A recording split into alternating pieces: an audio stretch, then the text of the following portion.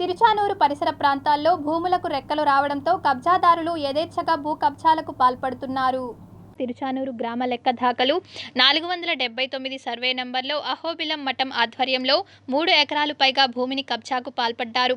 ఇందుకోసం గత నెల రోజుల నుండి భూమిని చదును చేసి వెంచర్ వేసి ప్లాట్ల రూపంలో అమ్మి సొమ్ము చేసుకుంటున్నారు.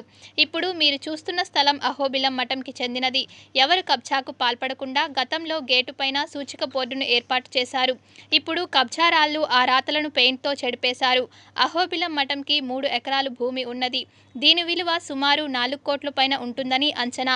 ఇటీవల ఎన్నికల కోడ్ రావడంతో కొంతమంది రాజకీయ నాయకులు ప్రభుత్వ సిబ్బందితో కుమ్మక్కై కబ్జాకు పాల్పడ్డారు. కబ్జాకు పాల్పడిన భూమిలో ఎంచక్కా స్కెచ్ రూపంలో ప్లాట్లు వేసి అంకణం ₹1,00,000 నుండి ₹1,50,000 వరకు విక్రయిస్తున్నారు. ఇంతలా తతంగం జరుగుతున్నా అహోబిలం మఠంకి చెందిన వారు గాని, రెవెన్యూ యంత్రాంగం, పంచాయతీ పూర్తిగా అటువైపు కన్నెత్తి చూడడం లేదు.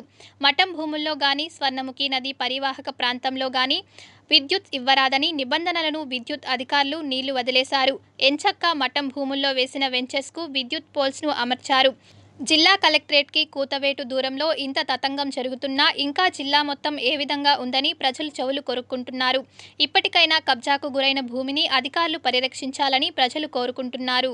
కొందరు రాజకీయ నాయకులు లేఅవుట్లు వేసి విచ్చలవిడిగా లక్షలకి సొమ్ము చేసుకునేటువంటి పరిస్థితి చేస్తుంది.